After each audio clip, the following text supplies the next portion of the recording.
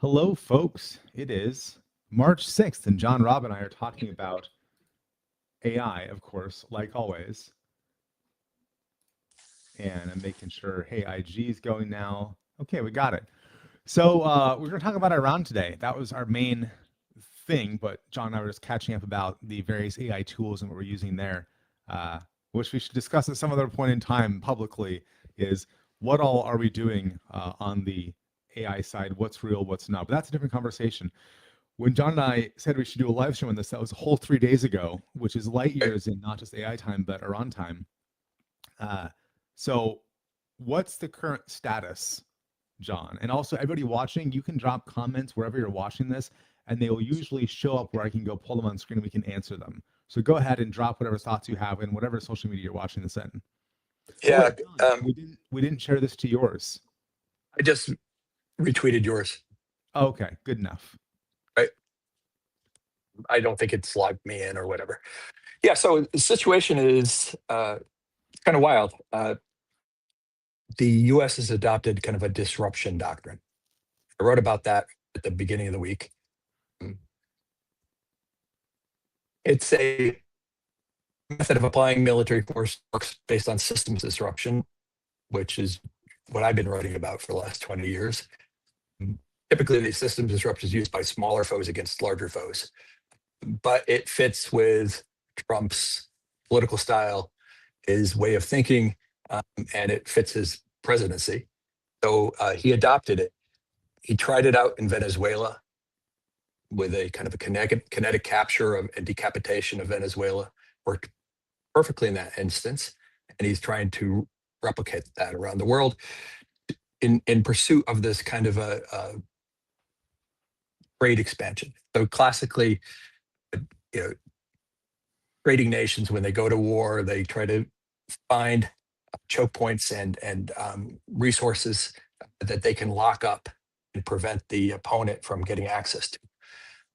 And so now we're in the process of trying to procure and get a hold of all the resources around the world, such that we're never put at a disadvantage to China relative to access to those resources. So it kind of explains the Greenland thing, explains Venezuela, because they have so much. I think they're the number one oil and reserve in the world. It's basically untapped. Explains what's going on in Iran. So that's where we're at right now. We can talk about the way systems disruption works and how it didn't work in this instance.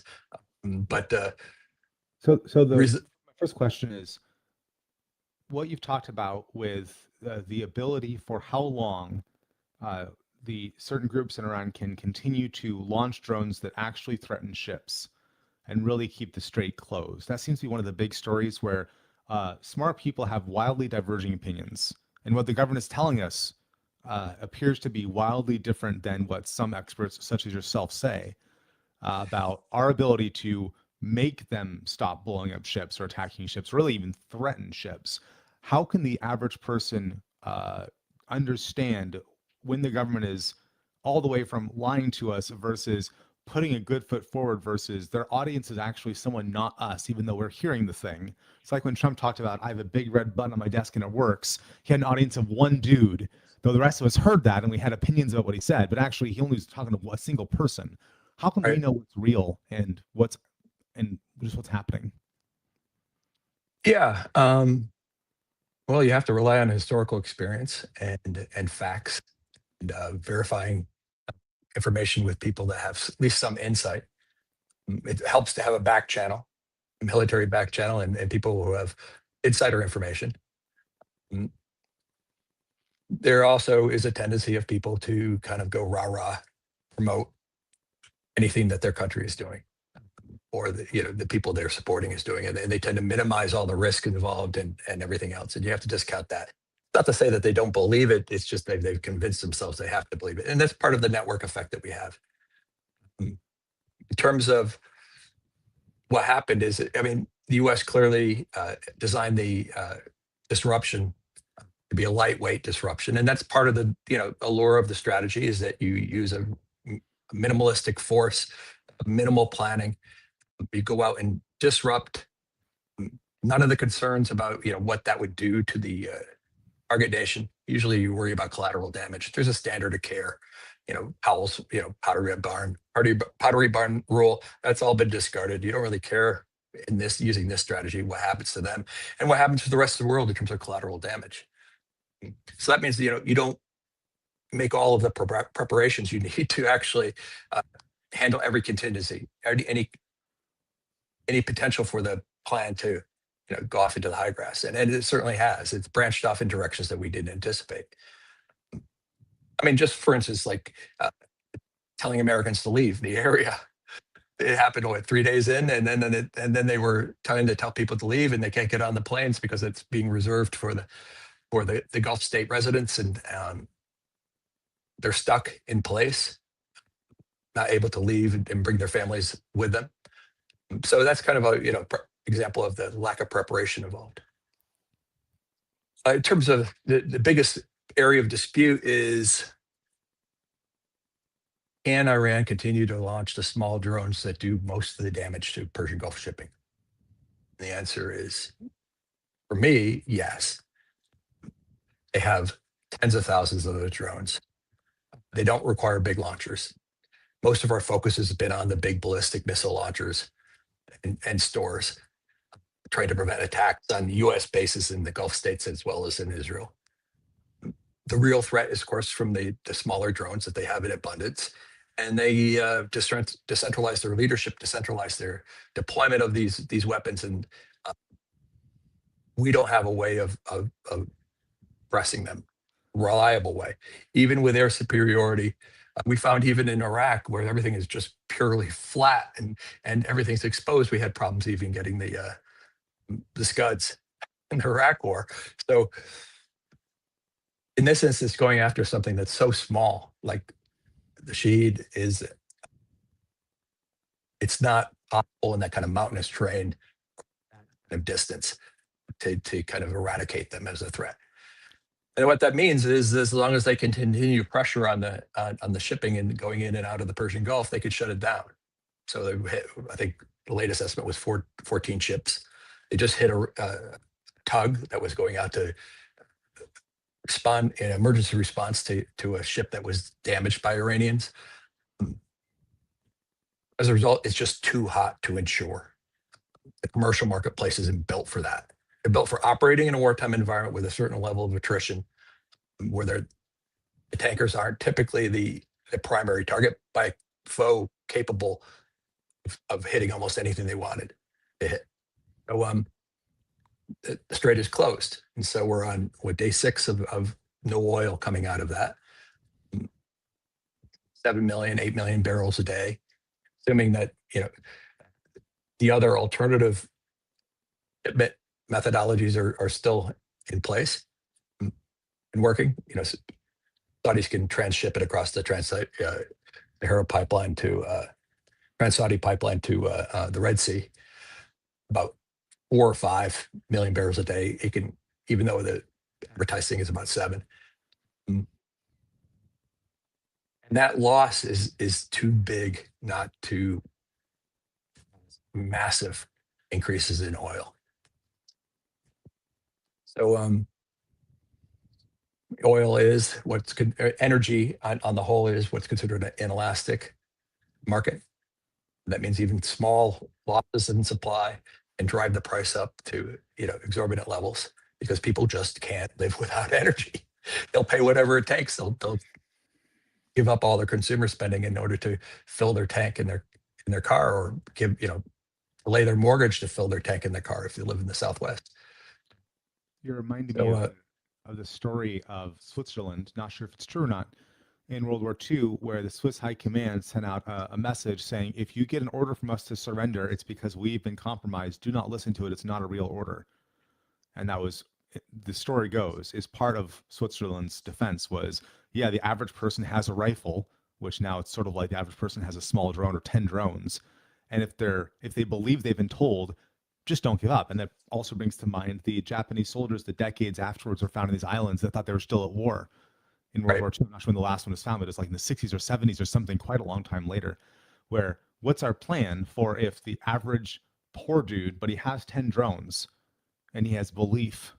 He has loyalty. You talk a lot about loyalty in your work. He has loyalty to something and he believes that this is worth fighting for. He has 10 drones and any one of them has the potential to threaten, if not actually damage or if not destroy a vessel. And then now you have how many true believers do you need to be in the hills with 10 drones each to create a decade of Right. no-go? Yeah. I mean, and the thing is, they also have the manufacturing capability, spread out across the country. So you can not only have vast inventory that's spread out, you also have, or decentralized, you also have the capacity to produce them. Most of the people who are talking about this are talking about the ballistic missiles.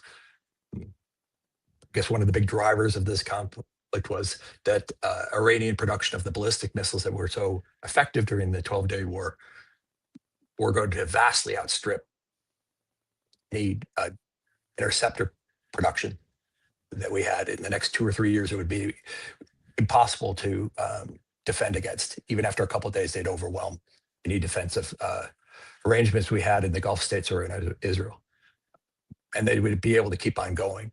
So the big thing here is that the straits are closed. They're closed indefinitely. The leadership of the people that launching those drones is decentralized. It's not going to crack anytime soon, and I don't think we have a way to actually ending this due to the disruption that we used to initiate it. What about Dubai and the other players in there that will, in short order, these are vastly wealthy families, but the wealth is created by shipping. If they can't ship out oil, then how fast until these very wealthy enclaves where, to folks not paying attention, that the majority people are slaves, not allowed to leave the country. They're wonderful places to live as long as you are a tourist or you are of the family, or a citizen. But something like 100,000 citizens and 1 million near slaves that are not allowed to leave, guest workers, but you don't get to keep your own passport. And so how long can those places stay safe and functional? And then what's Dubai, et cetera, going to do about this if in fact their main way of making money and staying a prosperous, safe society is no longer operational, but they have all these guest workers that are there because there's money, otherwise they'd be back home, but they also aren't allowed to leave yet. It's a very stable society as long as oil flows. Oil stops flowing, now we have the Helots situation of Sparta. Yeah. When you Iran is conducting systems disruption in the whole region, and there's so many different systems that they were able to kind of impact. For instance, all the foreign workers like you're talking about, but also the kind of Western foreign workers and visitors and people who chose to live in these Gulf states, and Israel is part of this. They have a lot of people that are very mobile and they're very intolerant of any kind of threat or risk, and they leave en masse. They left Israel, they left the Gulf states as soon as the bombing began, and those are the people that do all that kind of high end work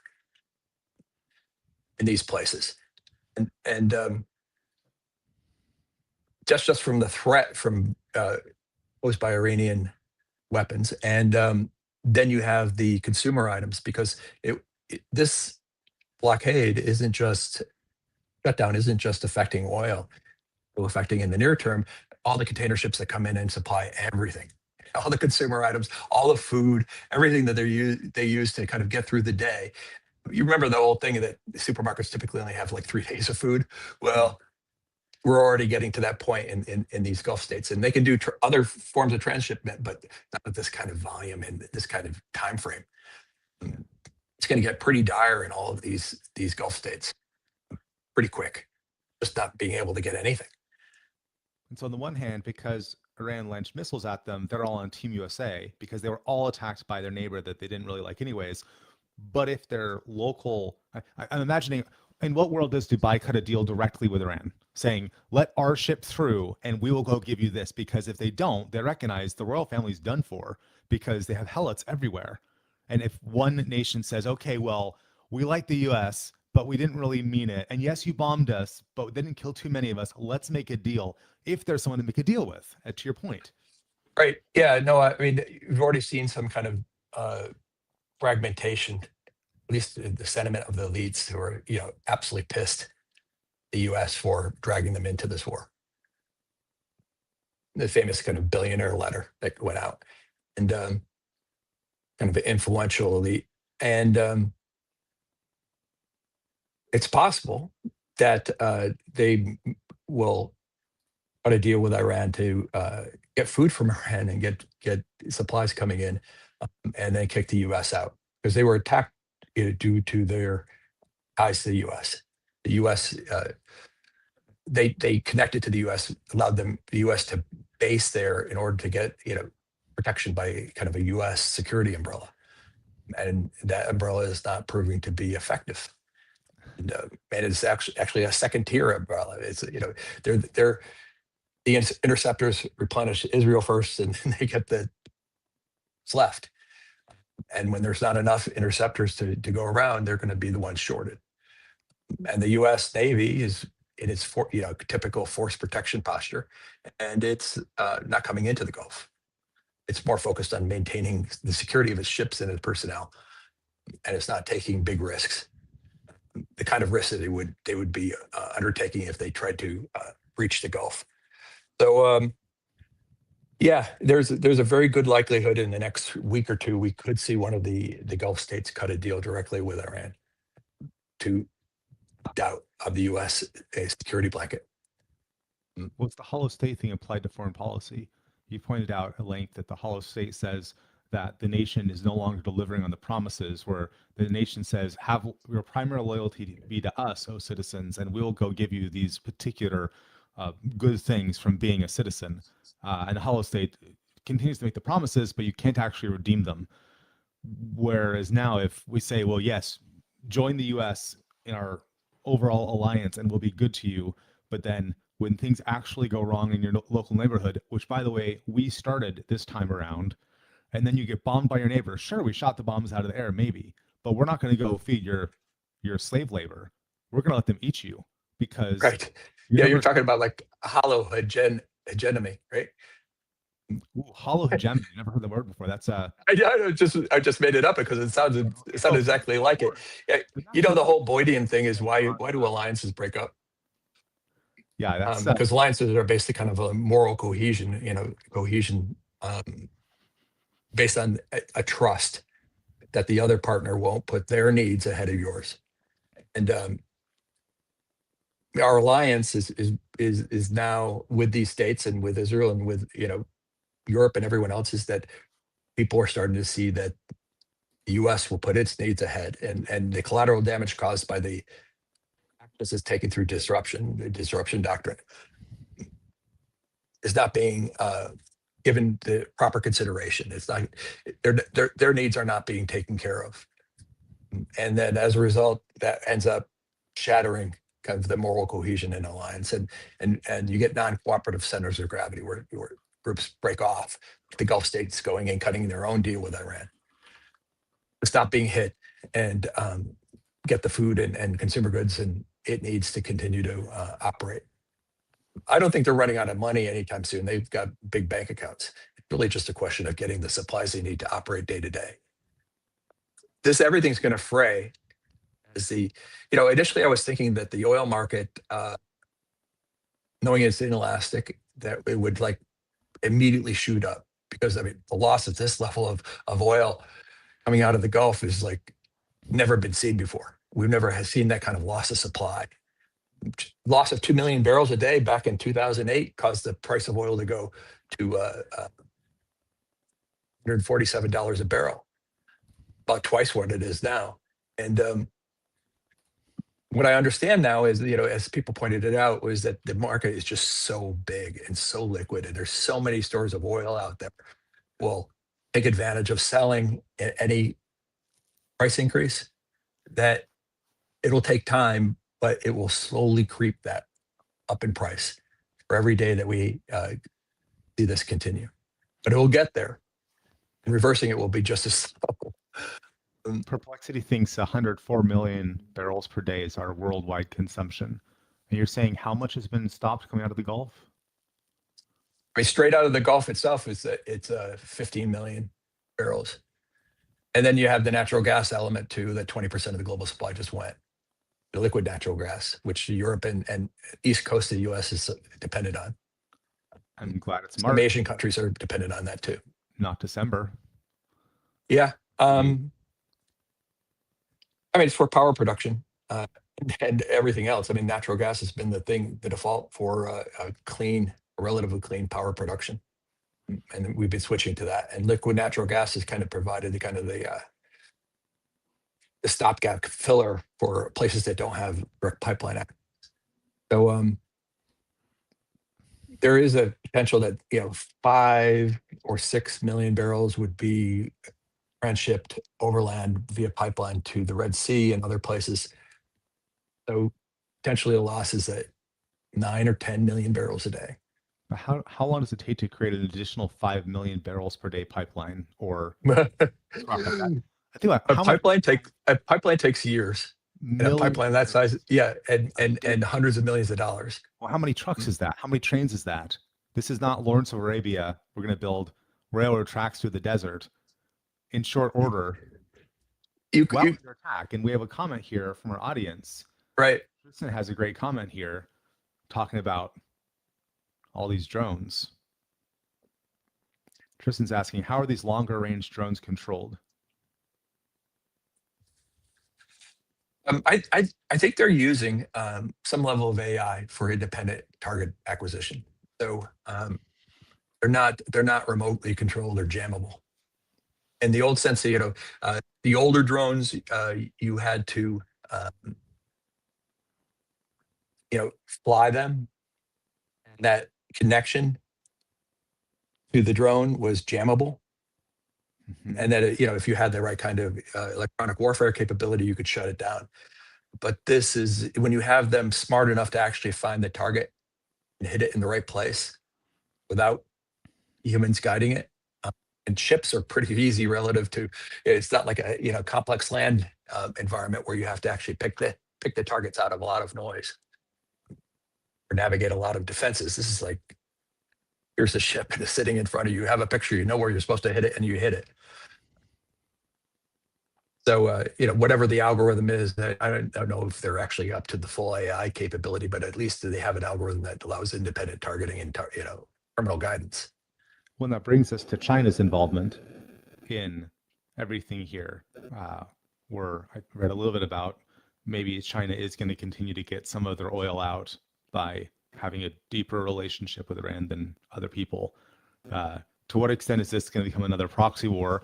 I'm imagining, that China says, okay, we'll go give you better AI so you can do more disabling of US flagged vessels in exchange for you let Chinese flagged vessels through. And then they push that AI out to all of the drones. Well, according to the initial announcement from the Revolutionary Guards is that they said that they would not target Chinese and Russian ships already. So they're selective, just like they were, the Houthis were during the Red Sea blockade, where they were doing drone attacks on ships going into the Red Sea. And the Houthis, even using a lot less equipment and operating at greater distances, were able to defend themselves against U.S. Navy trying to shut them down. And they turned the Suez Canal into a parking lot and added 20% to all the distances that the global shipping traffic had to travel. So this is something that Iran is certainly capable of doing and continuing. So where we're at. We're always optimistic here, folks, on the Global Gorillas Report. For the 5 of you that aren't already, the place to go to get John's commentary is johnrobb.substack.com, where he goes and dives into this. Expect a future one on hollow hegemony, what that means. But for now, keep your questions coming. If you want alliances, you can't act in a selfish manner. Okay? So if you put your needs first at the expense of your allies, you're not going to have many allies left. Excuse me?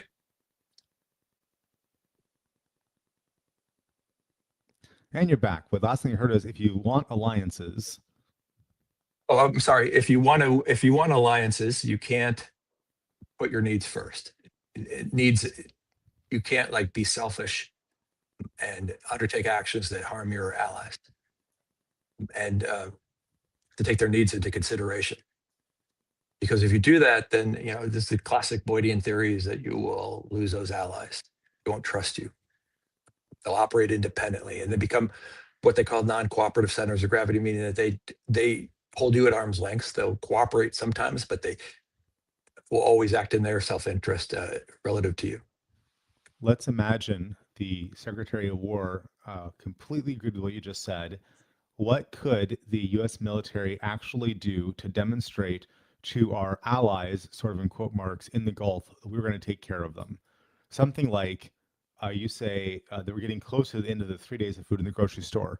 We could do an escort of a bunch of ships full of food to the Emirates, for example, and we could put our vessels blocking them from Iran. Not that we can stop the drones, because we know we can't stop all of them, but we can put our vessels, American lives, between their food and the bad dudes. We could do Right. that, and that would Well, be.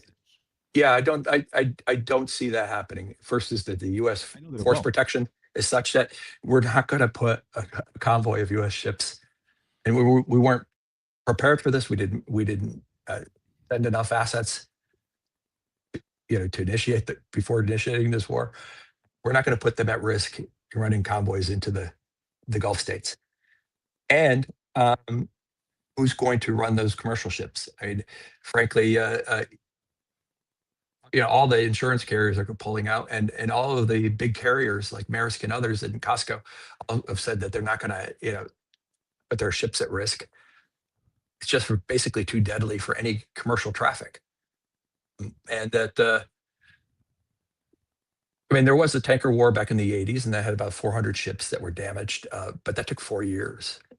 We're on a rate that could probably do double that within the context of a year. And it's so intense that the commercial insurers and the commercial providers have completely pulled out, just like they did in the North Atlantic, in the face of U-boat attacks. The way we responded to that is that we built kind of a merchant marine, and we militarized convoys, and we came up with wartime insurance that protected the assets of the companies involved. And there was a level of patriotism involved in order for the sailors that were involved in getting the supplies across the Atlantic, braving those U-boat. We don't have that. We're basically global sailors, and you can incentivize them to a certain extent with bonuses. You can get some crews, but it's going to be tough. They're not driven by patriotism. There isn't like this underlying need to kind of protect the Gulf states or protect the United States, or do something for the good of the nation. And for an example of hitting the tug that was headed out to kind of pick up a ship that was hit by Iranians, hitting that tug, destroying the tug, is that they demonstrated that you're physically at risk too. You could die. And I don't know how much of bonus is actually worth it, when I think the kill rate here is, for those ships that are attempting transit, is almost like 75%. And we don't even know why the ones that actually succeeded in making the transit actually succeeded. And they're not many of them; they're a handful. It could have had separate deals, or working for China or working for Russia, and they were allowed to pass. Which gets to how much command and control might actually exist, but we don't really know. And do our leaders know? No idea. Yeah, no, they were caught flat-footed by this. This is one of the big reasons why we never initiated a conflict with Iran at this level. To this degree, is that we didn't have an answer for what would happen in the Persian Gulf. We focused on the conventional military assets. We sank most of their navy, and we're suppressing their aircraft and going after some of the big launchers. We really didn't have it. We don't have an answer for their drones.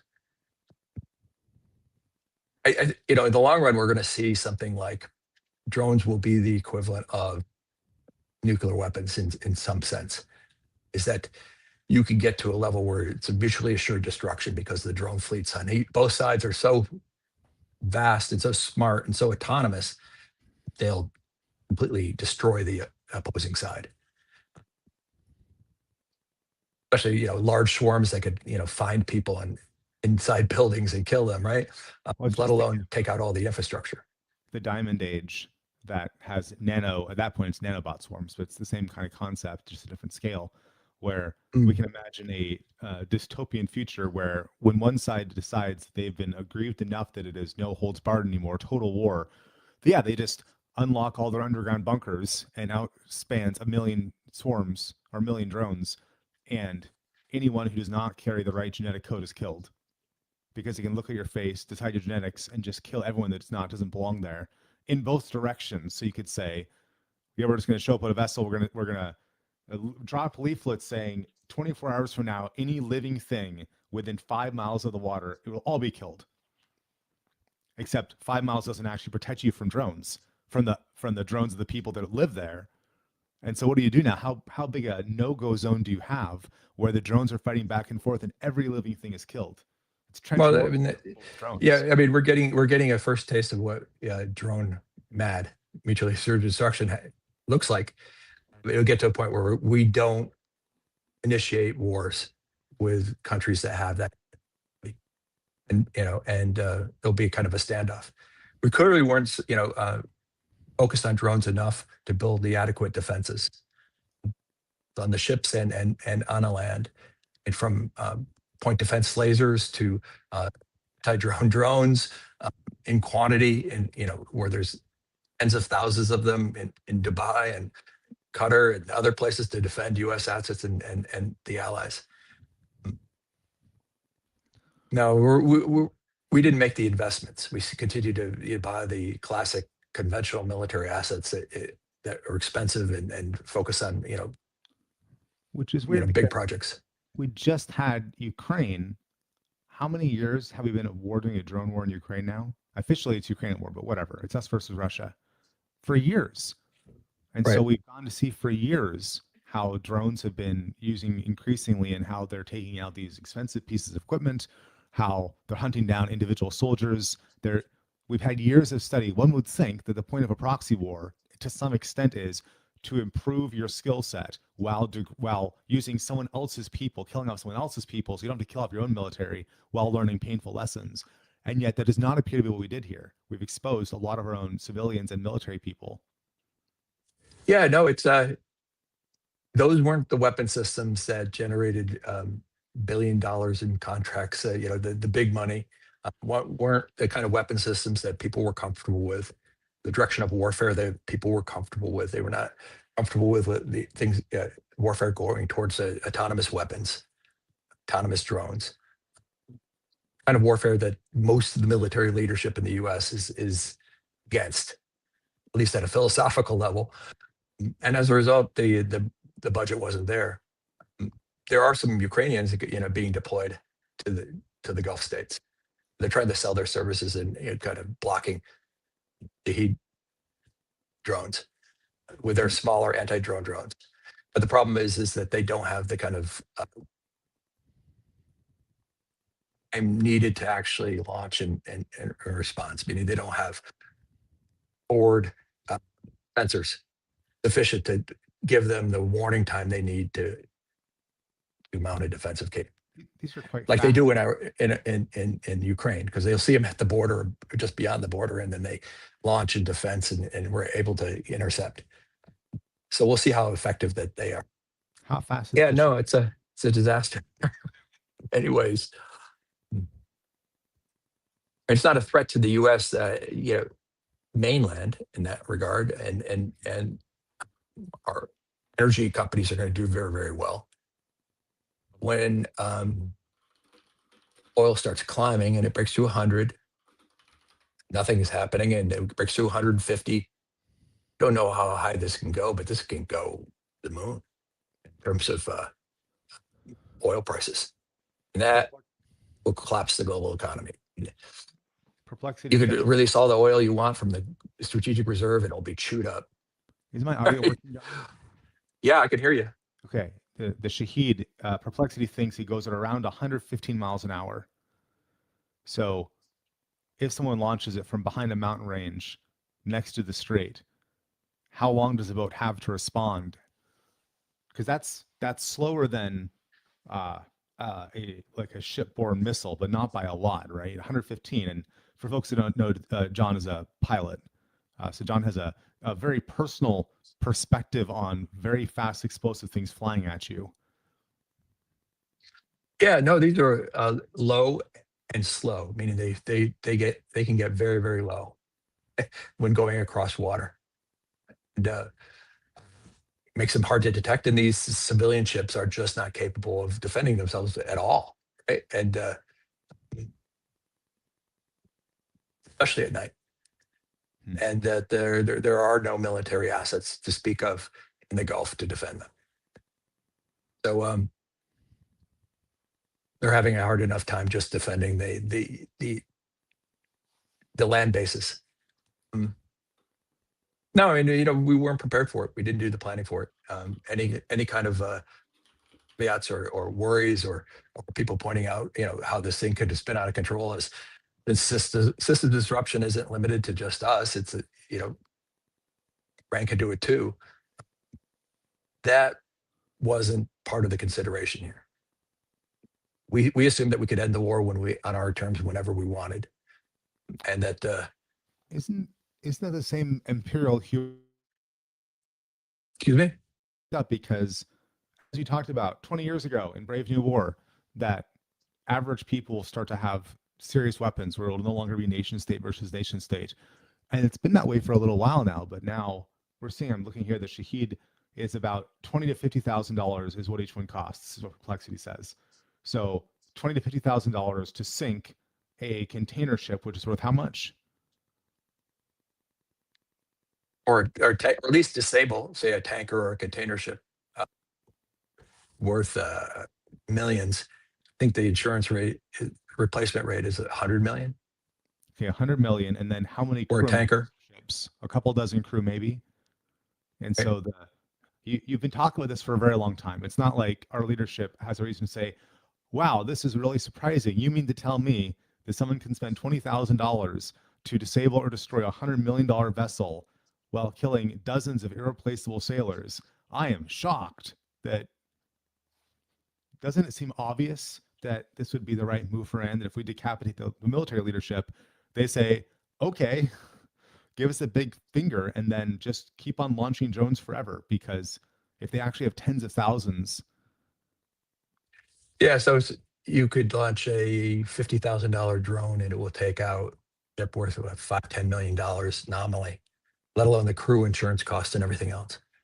That's a pretty good ROI. This is the classic, system disruption return on investment, not only from the destruction of the target, but also from the effects it has in being disrupted.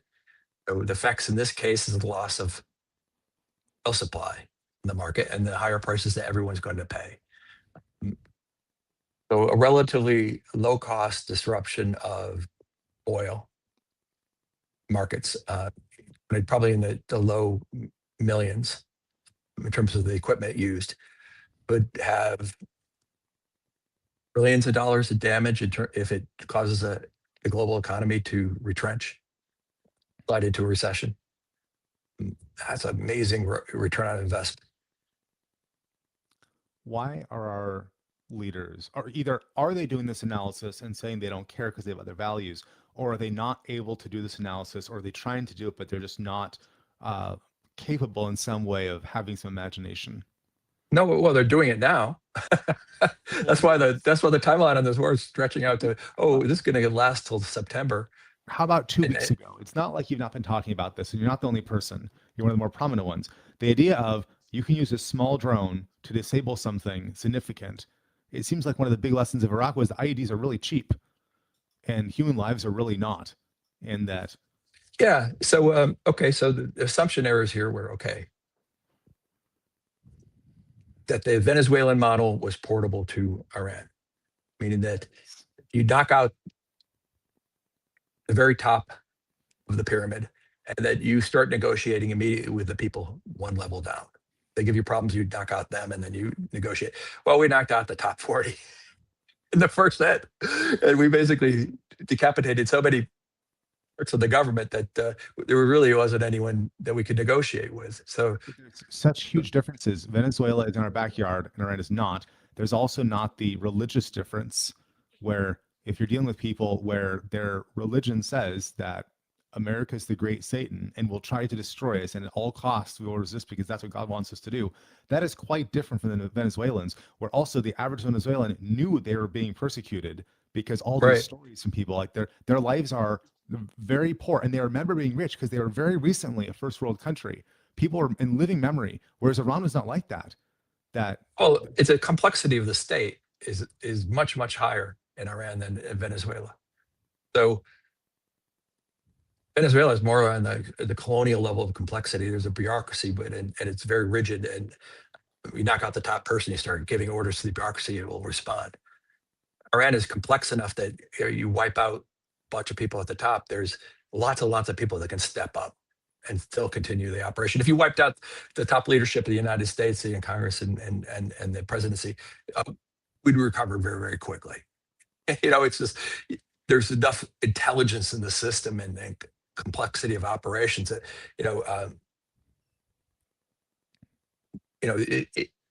it wouldn't stall us for long. We'd replace those people and get on with things. Whoever did it for a very long time. Yeah. And they would resist.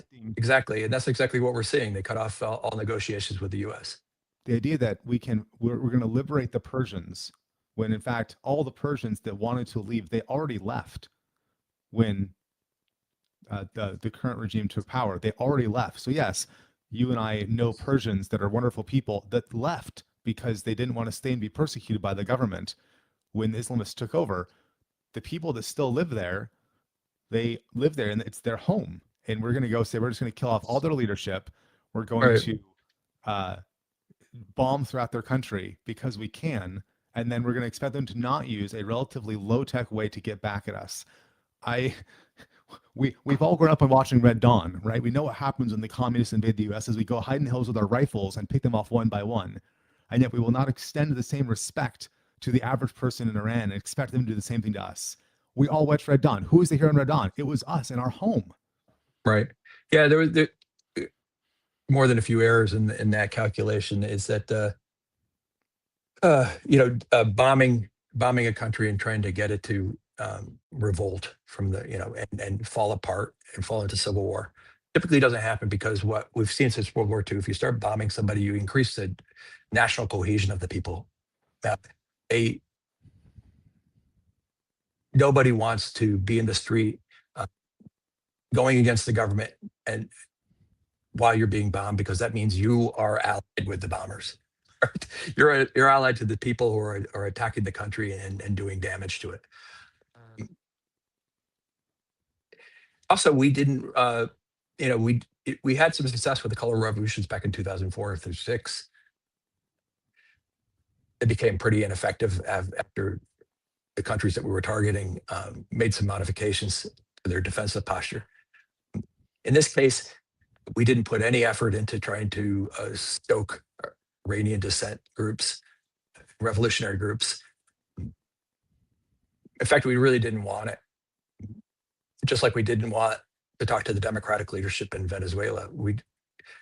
Our approach was to avoid all the mess associated with democracy and revolution, and to focus directly on negotiating with coercible partners in the regime that we're targeting or decapitating. And that clearly didn't work. And like I said, it's too complex a society to pull that off on.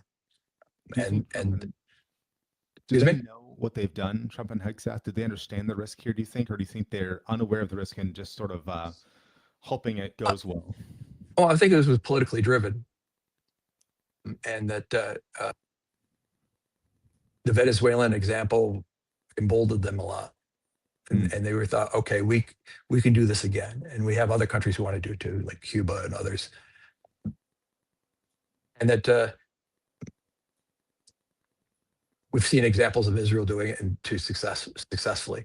And it requires like not worrying about the chaos you create in the target country, the collateral damage, and the larger ramifications it has on the global market. I mean, there's also assumption that the commercial market would continue to operate. That we haven't had recent experience where commercial insurance, commercial carriers were completely removed from market. I mean, they adapted to the Red Sea stuff. That should have been a warning sign. But the reason why we had to have the merchant marine and convoys and everything else during World War II is because Lloyd's pulled out the North Atlantic. They weren't going to insure us during World War II. It's like, this is just too hot for us. It's uninsurable. And standard commercial operations just don't work. No, we assumed that would just continue to operate, and it wasn't our concern, and that was a mistake. It feels like this is not sufficiently following Sun Tzu, who, to summarize, says, respect your enemies. That if you know yourself but not if you know yourself and your enemies, you'll win every battle. If you know yourself and not your enemies, you'll lose half of the battles. If you know neither yourself nor your enemies, you'll lose every battle. And it feels like in this case with Venezuela, we did a good job of really understanding the enemy enough and doing enough damage, but not too much. Right. And it was also brief critically that there was lots of explosions. And then how long did the killing stop? Our killing of them? Like an hour or two. So that it feels sort of like it's where Jack Dorsey just fired 40% of his company. And he said, yeah, we went from, I think, 10,000 to 6,000 workers. And he said, we don't need to do this right now. We have a lot of money in the bank. This is not based on not having money. We see the future and we know that this is where we're going. And it's better to cut once than to have incremental layoffs over time. And so we're firing 40% of our workers today in order to be ready for a year and two from now. It feels like that is what we did with Venezuela. Yes, we showed you that you have no power over your own safety and security if your children are going to be healthy or not, but it was brief trauma. And now you can have a relationship with us. And it was part of that trade policy where we're going to get a hold of Venezuelan oil. And I mean, just an example of how long it takes to bring on new production. I mean, Chevron's in there now, a deal, and it's going to take 2 years to add another 250,000 barrels a day. Right? It's a long, long process of actually developing it. So, yeah, there were a lot of conflicting objectives here. One was have a country you can coerce and control in terms of oil production and who they sell to and when they sell it to them. Get some control over oil, a way to kind of coerce China in the future if we run into problems with them. And then there was the Israeli objective of wiping out that missile production that threatened them. It's our mindset.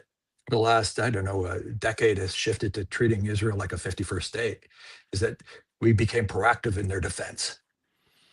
That changes our whole relationship to the Middle East, is that we see threats that we wouldn't typically have for an ally. I mean, an ally doesn't attack, you let them kind of hang themselves a little bit. You all let them sink completely, but it's their war, right? Yeah. And the fruits of that war are theirs to bear. If it's like New Jersey, well, it's ours, and we're going to have to protect it like that. And it changes our defense calculus. So, yeah, no, it's kind of a mess. It's eliminating some of the sanctions that there are on Iranian oil production was one of the drivers here. That was one of the big drivers for the Gulf War. Back in the early 2000s, is that oil supplies were basically running out of oil with Chinese demand going up every year. And, there wasn't enough capacity to meet that demand. And that was before shale, and everything else changed the whole picture. But the thinking is that the biggest source of underutilized capacity was Iraq. It was limited to 2 million barrels a day, and it's under sanctions, and they thought they could get it to 5.5, then bring on another 3.5 million barrels a day of production. So the goal was to kind of gain control of that. And, we're seeing a little bit of that thinking, more deliberate in terms of giving those contracts to U.S. companies that ran. Why doesn't the War Department just bring you into a skiff and say, John, here's our plan, punch some holes in it, man? Same thing with John Conrad, the merchant marine guy who runs G Captain, who's been a ship captain for a long time. He has great stuff on X. It seems like it would not be that difficult to bring in 5 people that have interesting experience in this area, put you in a room, have you sign something, and then say, here's our plan, poke some holes in it. And it would be very cheap.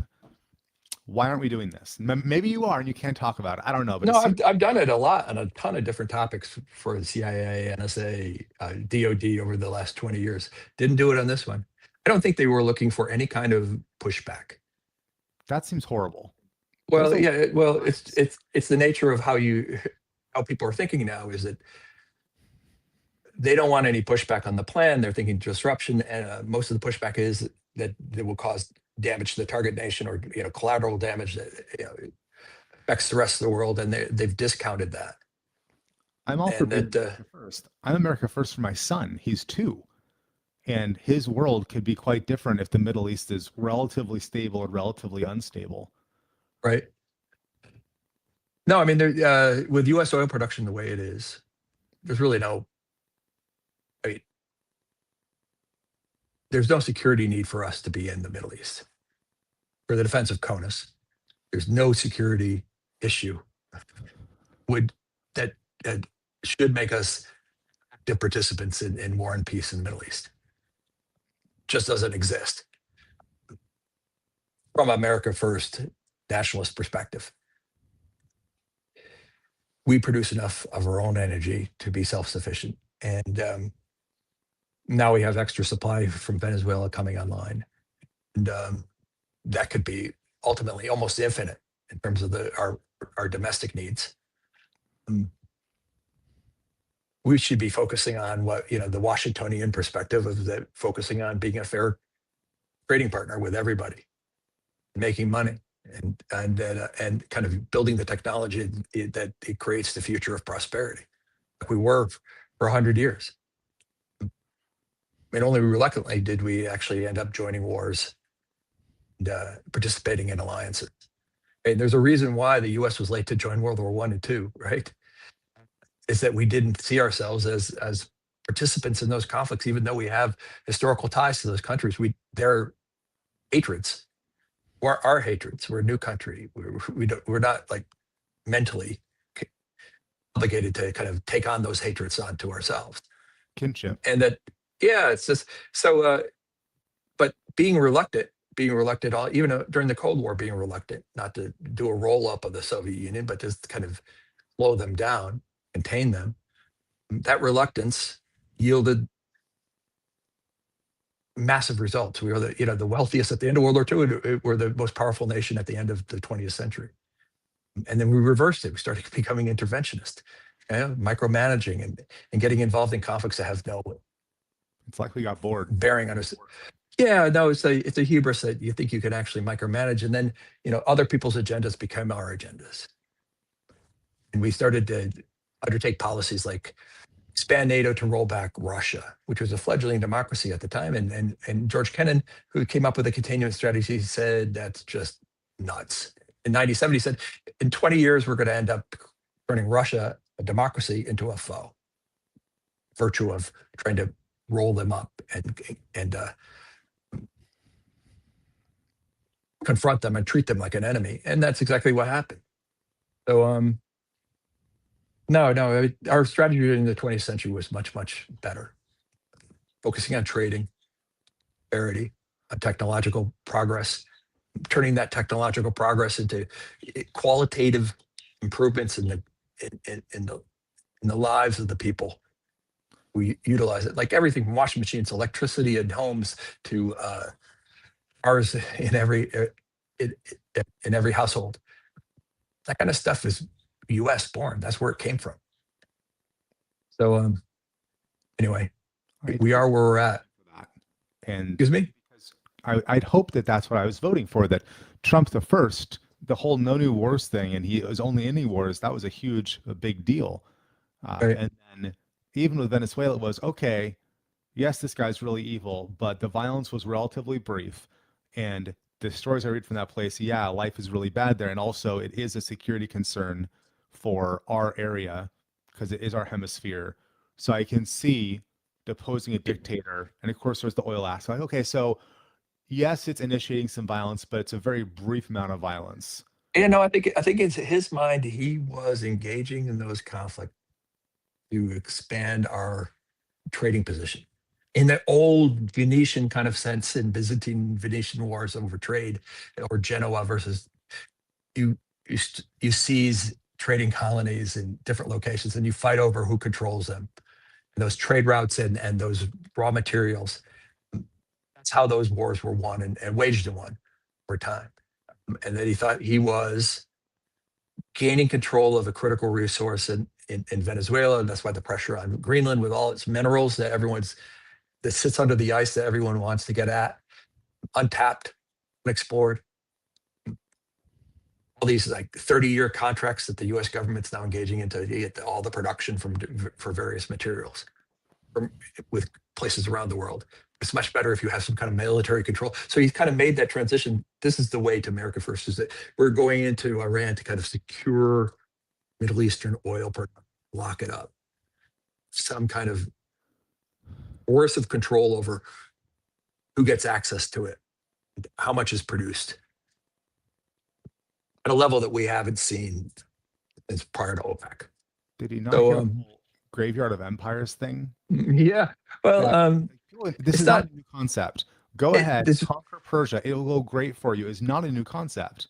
Oh, he's not. The thing is, it wasn't really focused on taking land in the classic. But he was using disruption to kind of reset the, throw the cards back up into the air, the deck into the air, and so he could reshuffle them. And disruption is great at that. It pushes everyone to a level of chaos. If it's a big enough disruption, that all of the kind of norms and relationships that seemed immovable or enduring in the past get revisited. And when the system doesn't want to stay in chaos long, and people quickly bring it back in to a level of normalcy and normal operation. What you can do during that time is reset those relationships, reset those norms, reset those assumptions. And that's what he was hoping to do with this attack, is kind of reset the Middle East. And it didn't come down the way he thought it was going to come down. So it seemed like a lightweight thing, relatively little military force, very low risk to U.S. troops. From the perspective of an operation they thought was going to remain lightweight, quickly negotiating with the surviving members of the authoritarian regime, picking out people that you can coerce and getting them to line. And that, no, it didn't work. We have a comment here on YouTube that I understand the perspective.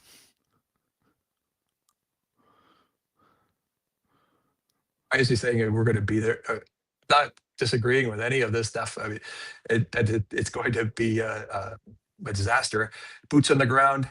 I don't even think he's thinking in terms of full-on boots on the ground. And maybe I bet people are pitching him on the idea of seizing one of the Iranian islands in the Straits, maybe Karg Island, one of their production facilities, and putting U.S. forces there. Why would he put more of our people where they can be easily bombed by people that hate us, including for very recent, very good reasons? Yeah, no, it's in this kind of trading war. You think, okay, like this is like a Hong Kong, right? It's like this bastion that you're going to put right at the most critical point.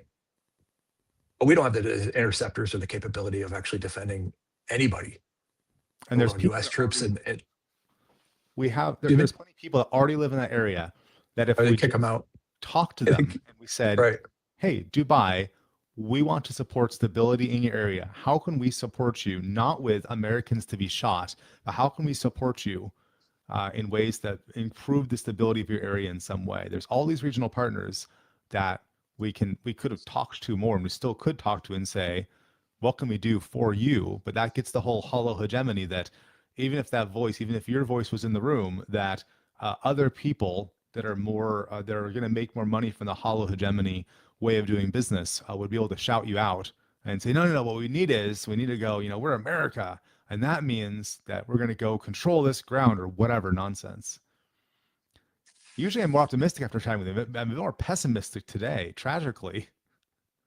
Yeah, no, it's not like the U.S. is going to be attacked in any way, or it's absolute disaster because we don't produce enough energy ourselves. We produce enough energy. It'll hurt us to the extent that we allow those energy companies to take U.S. energy production and sell it fully. It'll hurt everybody else. Europe, their host, absolutely host. If they're not negotiating with Russia to reopen Nord Stream pretty soon, it's going to be a surprise.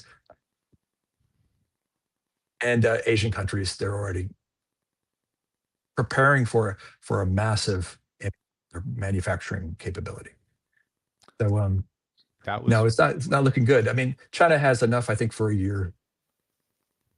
What about the second tier countries? We're trying to go get all these places to divest from building in China, and so they built all this capacity in all the surrounding countries. What happens? How deep is Vietnam or the Philippines or Burma's energy reserves for all the factories we've tried to? They don't have it. Companies to get out of China.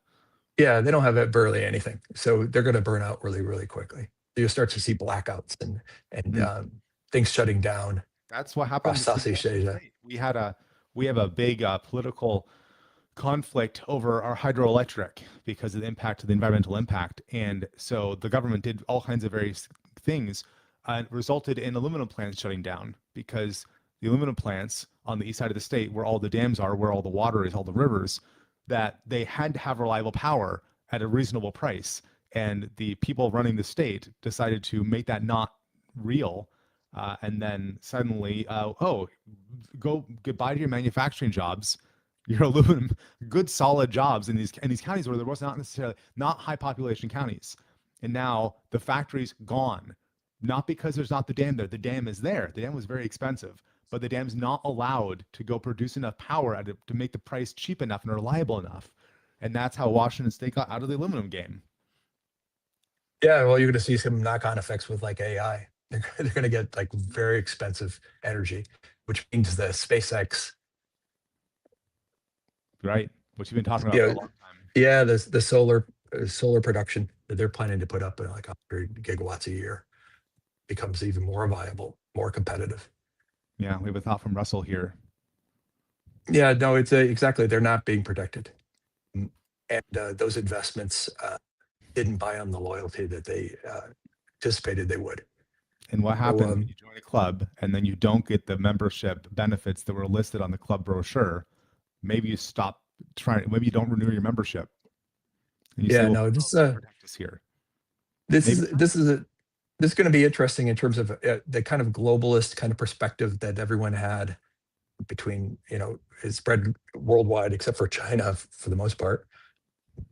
Our elites pretty much are globalists except for a few in the Trump administration. That if this crisis continues and you have very, very expensive energy, the only thing that lets people survive it is more nationalism.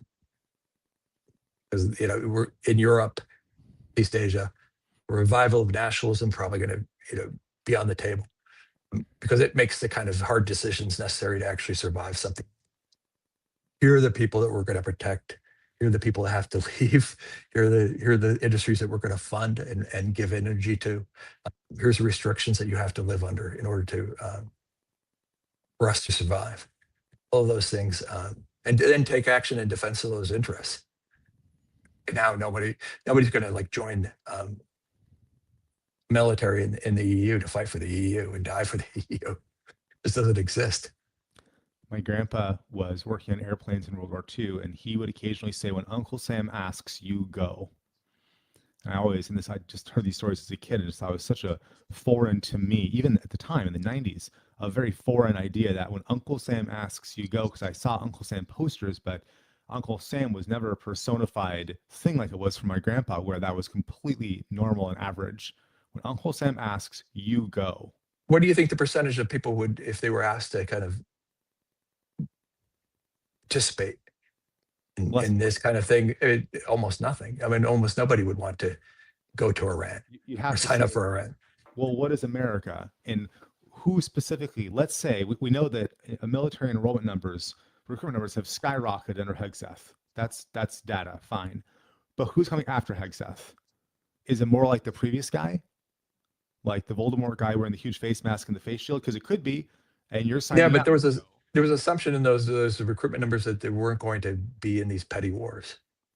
That was No, the the deal. whole that there was no more wars, military adventures that they would have to get in and spend their lives doing tour after tour and risk their lives in some cases. So I mean, who's got the yeah, medal? no, that's The helicopter the pilot. level of nationalism in the States is really, really low and really low.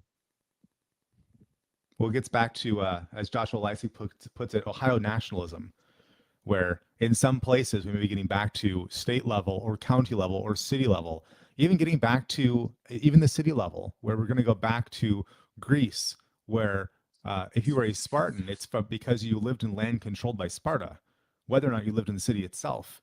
And so, and there's like New York chauvinists, those exist, or Texas is the best, Texas Triangle, whatever, Shenzhen, American Shenzhen, that exists. But right now, a very small percentage of people participate in that way of thinking about things, the primary loyalty thing you discuss all the time. So it'll be very curious. Seattle, there's some folks that are woo pro Seattle, yay Seattle, but you look at what percentage of Seattleites did not grow up in Seattle, and then you look at what percentage of people in New York City. I was just reading that what is it, 38% of people, I think it was in London, are native born British. It's some number that is so it's impossible to imagine unless you go to London and you walk around and you go, wait a minute, the maps that show you that in where is it, East Ham is whatever it is, some incredible percent foreign born Muslims, and that's who lives in, I'm getting the name wrong of the particular neighborhood. But I got off the subway there once on the wrong stop, and I walked like, this feels like being in the Middle East. Very Right. confusing. And that was years Yeah, ago. and those folks won't fight for the UK. Level of loyalty, a little, and the natives are increasingly unlikely to do so too. So I think that's going to be one of the things that are going to push us more and more towards autonomous weapons, autonomous robotics. We haven't really seen many humanoid robotics yet, but when they arrive, they'll arrive in mass. Be a lot in China. We tried to go for a walk in the park yesterday, and we couldn't go for a walk in the park because there's two guys dragging trash out of their car to go fill up this trash can, except they're idiots. So that all the trash they're pulling out couldn't actually fit in the trash can. They're blocking the parking lot in the process. And so I called 911, and maybe the police did something. They probably didn't. But this level of cultural rot that used to be only in downtown Olympia is now on the outskirts where I live. It always was downtown, they're crazy people, they're stupid, everyone say college is here, whatever. But if you just don't hang out downtown, it's not your problem, man. Right. But what was not our problem is now extended out to the edge of town where we live in our local park. And I had one friend who lived in town who ended up moving out of the city because of all the needles at the local park. He could no longer take his kids, walk down the street to the park that was there. And now we're looking at this and going, wow, so the level of cultural filth is actually here. So not only am I not defining myself by my city or my state or my nation like my grandfather did, but the problems of the polis falling apart, they're at my doorstep now. And that's not tenable. Right. Why would I pledge any loyalty to an organization that is so dysfunctional that when people are polluting my parks that I pay for, I bet those guys probably don't pay for those parks, that I can't even go there with my kid? There can't be That's the loyalty. problem with the hollow states. They're really lucrative if you're connected and you're an insider and you can get the kind of flow of government dollars or deal flow. But if you're not, you just see your life degrading every year. It gets worse. What's the phrase? The powerful do what they will, and the poor suffer what they must. Yeah, and to the extent that you enjoy some prosperity is that you've kind of carved out a space that's yours. It's like people living in their little apartments in New York City. You can make it a paradise inside those, but you can carve out like little areas, peace and tranquility. But outside of that, the larger space is continually degraded. Which brings us So back yeah, no, we're in this kind of big decline. It's what happens when it's like being at the end of an empire. It's being at the end of a republic. It's like, yeah, it's just a tough or interesting kind of place to be historically. well, from an individual perspective, when you think about kids and stuff. Y'all need to read your Diamond Age so you can read about burb claves, because that's obvious. No, excuse me, Snow Crash. So you can read about burb claves, because that between Diamond Age and Snow Crash, those are the two best forward thinking. Here's the future. So go read those. But let's leave people on some kind of positive note. We have about 500 people watching right now. What are you excited about? What are you optimistic about when it comes to the rapid advances in AI in the last month?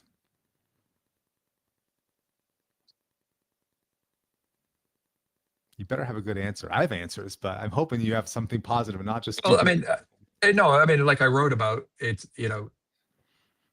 the people who really know what's going on are focused on autonomy, and the amateurs are focused on intelligence and everything else. It's like autonomy is everything. And what we're seeing is models that have a high degree of autonomy, not the core model itself, but, modified models. And that means that they can do a variety of different tasks and that break down between those tasks, and they can have a degree of adaptability and cognitive cohesion that allows them to operate in a trustworthy manner, meaning you can predict their behavior. And it not there yet, but you can see the capabilities extending. And what that means is that, we're basically talking agentics plus, agentic programming, is that a lot of entrepreneurs are out there building agents to supercharge their company, building advisors, building, coworkers and colleagues, and who do specific tasks and amplify the tasks of their current employees, and new capabilities. And that's amazing. The only downside to that is we haven't come up with a way of actually protecting that intellectual property from being sucked up into the model creators. Yeah.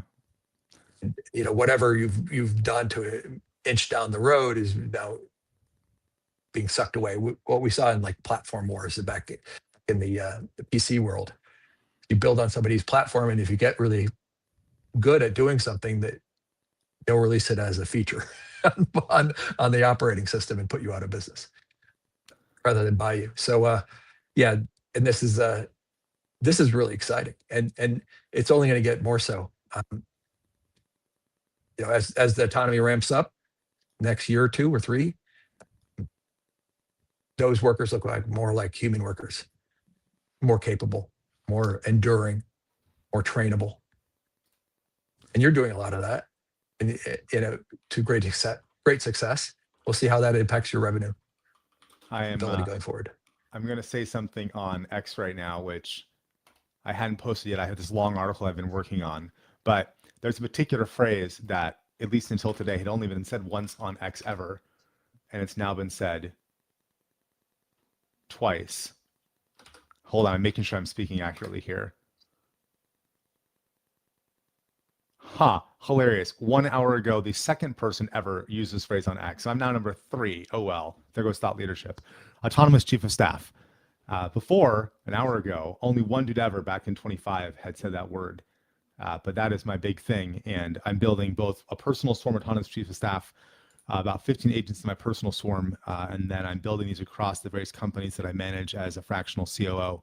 And the big vision statement I gave to Zeus, who is the autonomous chief of staff for my personal swarm, is that what we're building here has to work for me now today, running 6 companies, and also one of 10,000 Martian settlers when 10,000 people live on Mars and 100,000 agents and robots live on Mars, but also the solo asteroid miner 2 months into a 6-month-long solo mission, working hard in a dangerous profession to feed his family back home on Luna. And this is the mission statement for Zeus. And so Zeus is designing itself and designing all the different parts of itself, like its own CFO and its own fitness agent and everything else, It's thinking about me, but also the Martian settler, but also the asteroid miner, and how can we create a life orchestration layer that supports all of these people in maximizing human flourishing in autonomous fashion. And so the phrase I'm Right. using for all that is autonomous chief of staff. But I've been this week onboarding two of my team members to a COO at one company that I run, and then a marketing director at another company I run, getting them logged in. And so you'll appreciate this. Every one of my swarms has a naming convention, because saying things like CFO is boring. But also, if you run 6 companies, you can't have 6 CFOs. And it makes no sense. So every company, and then also my personal swarm, all have a theme. My personal swarm, and this is the one I'll be releasing, which everyone's, if you know me, I was Redbeard Brian everywhere. Now I'm Brian Keith AI everywhere, working on the website. But I'll be releasing Olympus, which is the personal swarm. That's going to be available to everybody. I'm going to build it all. Basically, you're going to go join up, which you should just follow me for now, so you hear about this when it goes live. You'll join in, and then you'll get build plans for. You'll appreciate this. So every month, or maybe more frequently, my AI will go talk about what I'm doing recently, and really every week, but then every month, you'll get a new agent to build with all the specifications from my agent. So like Athena is my personal CFO. Zeus will talk with Athena and grab all of Athena's personality, anonymize, like strip out my personal data. Like you don't have my core values. I have 5 core values. I have 3 annual goals for right now. That's all going to get stripped out. What's going to get added on there is a thought process to guide you through your 5 company values and your 3 There you go. personal goals. Right. And then you're going to have your own Zeus, and they're all going to have the same naming convention in Olympus. So you'll build your own Olympus. John Robb's Olympus. And your Zeus will talk to your Athena and spool up your Athena, and it'll just grab everything I know that works for me. And then now your Athena will have an understanding of everything everything that I do. And then we're going to keep on building these. And then here's the fun part. Every so often, whether it's monthly, weekly, whatever, you don't just get a new agent. You actually have 3 things that you're going to get. And this is all going to be for free, because we're to build stuff together, and the people that build stuff together will have the value, the relationships, right? We know the information holds no value. Technology holds no value. It's the relationships and the trust. So it's all going to be free at the basic level.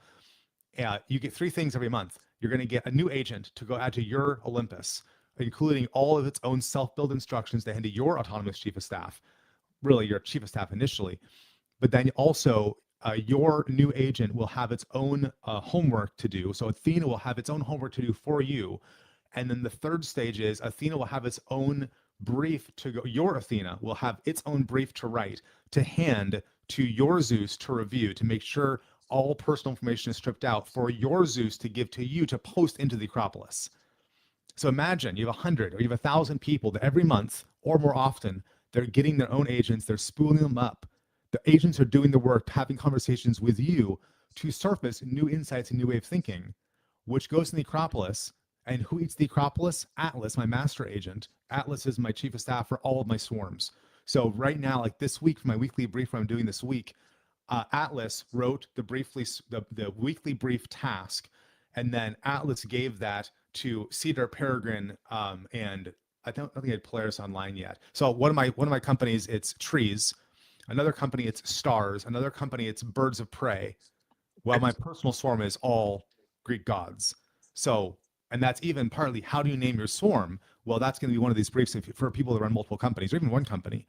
Yeah, Right. you should not have your personal swarm be Greek gods and also your business be Greek gods. That will be very confusing. So instead, if I'm talking about Aries, well, I know that Aries is automatically one of my Greek gods, and Aries is my fitness trainer, of course.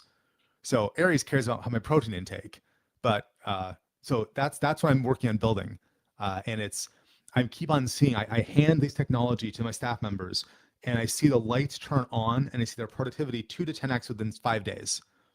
And we're not even properly autonomous yet. We're still working in Claude browser and Claude Teams, which is the lightweight. We're not even touching Claude Code. We're not touching Cowork. I only have one swarm directly integrated to Slack, and that's just my personal swarm. One thing I'm building for one of my companies, we're a heart health company. And so we have a lot of HIPAA data that is very sensitive. And so we're going to be doing everything on a multi-stage Amazon installation, part of which is with inside Bedrock, which is a HIPAA compliant part of Amazon with very high security protocols. And we're building something there. Right now it's in the architectural stage, but and I'm just vibrating from how exciting it is. Things like that installation has 3 COPs. There's a COP that lives inside the HIPAA part that looks at everything before it leaves Bedrock. There's another cop that lives in the EC2 part. There's a third cop that lives somewhere else that looks at any data coming through Slack. And so before anything, because you can't put PHI in Slack unless you have an enterprise Slack plan, personal health information. So one of the cops looks at every piece of data and then compares it to a table of here's what defines PHI. If there's anything that remotely might possibly be PHI, that cop changes the data flow and puts it inside basically a portal into Bedrock instead.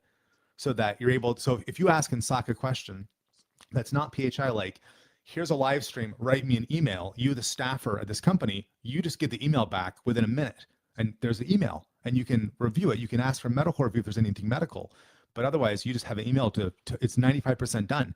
But if you ask a question that has any PHI in the actual answer itself, the cops look at it and they say, this may contain PHI, here's the link.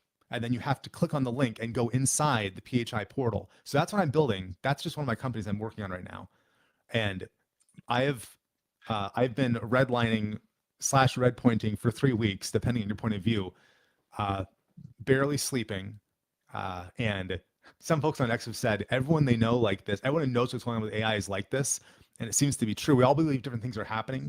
But like even today I was working on, I've been in WordPress, working in WordPress since 2012. And I have my preferred stack. Everyone has their favorite WordPress stack. Are you a Thrive or an Elementor or an Optimized Press person? Everyone has their stack. My stack is turning into Claude, GitHub, and Cloudflare, where I will enable everyone on my teams, all my technical people, my marketers, to directly not just change websites, but run experiments, where they'll be able to say, and not just run experiments, but ask what experiments to run. Because Claude will have all incoming data from all your different places, from either Google Sheets or directly looking inside apps. And you'll be able to say, I want this many marketing qualified leads. So what are we doing here? Hey there, Logo Centrifugal. Good to see you. Yeah, so it's gonna be just amazing what we're building, and no one knows what's happening. It's amazing that there's so many people doing variants of this. Yeah, it's like this entrepreneurial kind of tinkering revolution that's going on with AI. Almost nobody else is seeing and if you take the trajectory on this, is everyone who's building these companies and having the success is that they've amplified their earnings capacity and everyone who's with them. And as these AIs become more autonomous, they're earning for you, right? And they're doing more and more of the work. It's like, that was one of my thinking, my thinking on how to kind of make sure this kind of spreads out a little bit more is that you don't want anybody that's run by a few people who have millions of these, putting everyone else out of business and then kind of wiping out this kind of innovation revolution that's going on. What you want is kind of a limit to the number of AIs, autonomous AIs that you can actually employ per person who's responsible for them within the company. There's kind of an oversight limit, orientation limit. Well, that's the and if you do that, we could share the wealth for every, across the board. Guess the two people that all my AIs are trained on. Yeah, but you have to actually have hands-on. You have to be an active participant in this process. Yeah, so it's you and it's Scott Adams. Yeah, but the AI is the tagline of the new website, and into all the chief of staffs is the idea of orientation as you describe it. Right. I mean, my nightmare is that you get passive investors in a big AI company that gets huge. Yeah, they'll try. It's not oriented correctly, and it just does incredible damage, or it concentrates too much wealth and wipes out all of these entrepreneurial ventures. Yeah, what we're trying, and then we end up in a bad situation. What we're doing at Avadia Heart Health is we have roughly 2 competitors, direct competitors, also do metabolic health. And we talk to them and we say, we need to figure out how to have 1,000 competitors, because Kaiser and United Health, they're all going to have their own AI versions. That's going to be a horrible version of AI slop with lots of lobbyist backing. And our goal is to create 1,000 competitors for ourselves, because we're still going to be the best, because we're Avadia Heart Health and we're the best that there is. But we want to have 1,000 competitors. And so we're working on both expanding our own company, but also the point is that Dr. Avadia is involved in the care of everybody. So we're not trying to say, give us 10,000 patients. We don't not want that. We're going to monetize what I'm building by selling the practice in a box thing, where if you're an MD, you work for an insurance company one way or another, you sort of hate it because you You became a doctor to be a doctor. You'll be able to go buy this. We're going to monetize how I build things, but not by just taking on unlimited patients or having unlimited doctors work directly for us. No, no, no. We're going back to the yeoman farmer style of medicine.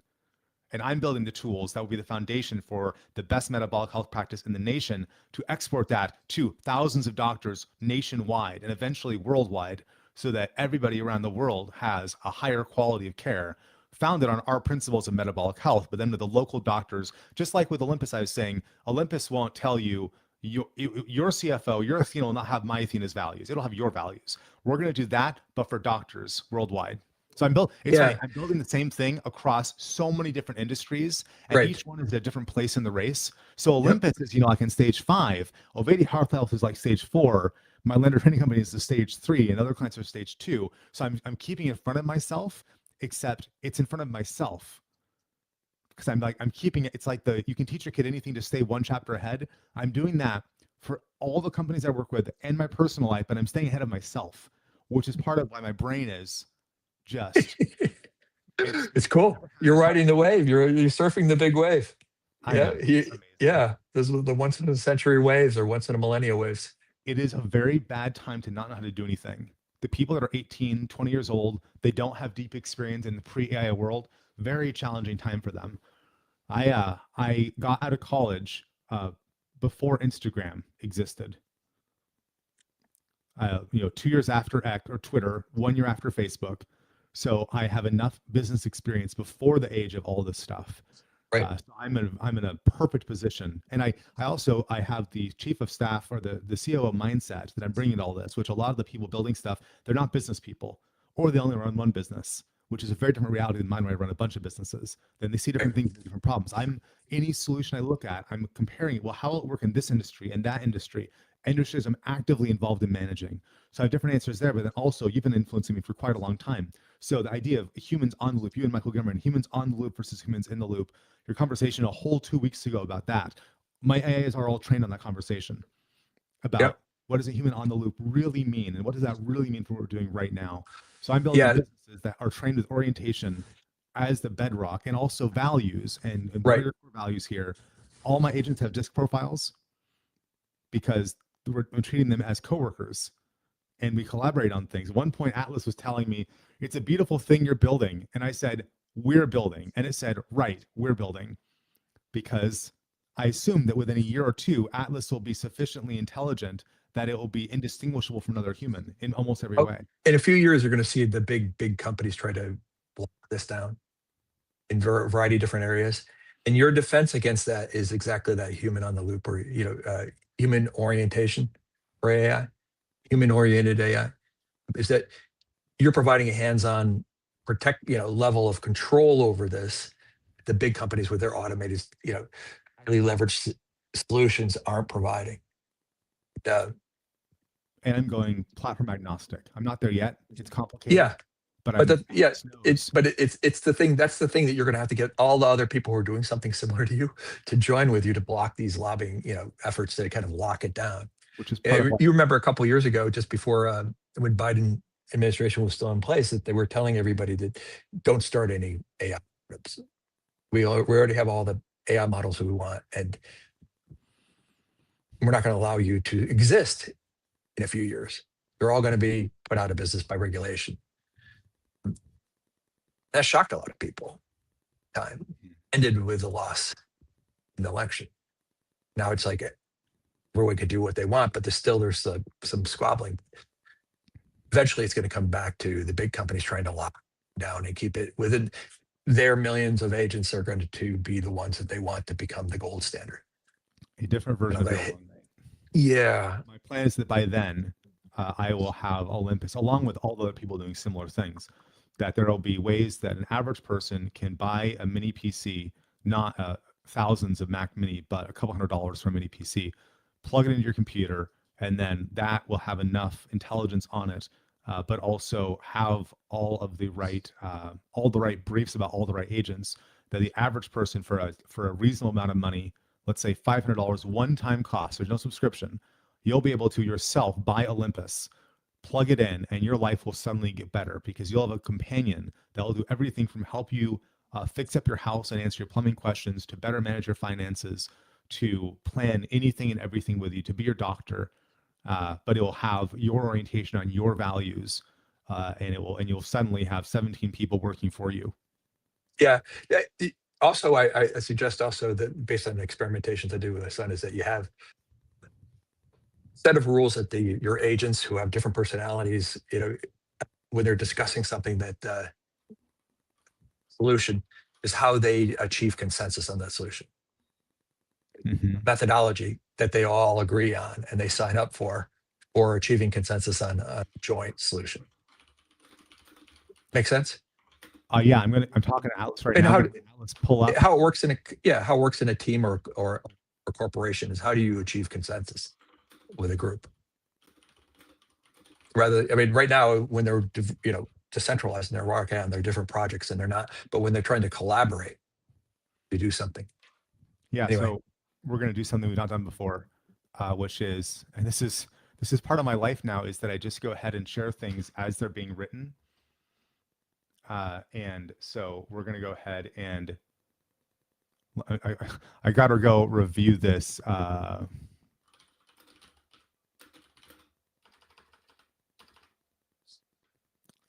going to go, I'm having Atlas write, so I'm just got to go review to make sure there's nothing private being shared before I go screen share this.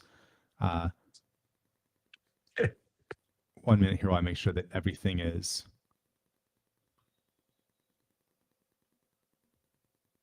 It's pretty cool watching you go through an entrepreneurial fugue state there. It's awesome. Very weird. Okay, I'm going to go. Hold on while I figure out how to make StreamYard do what I want it to do here.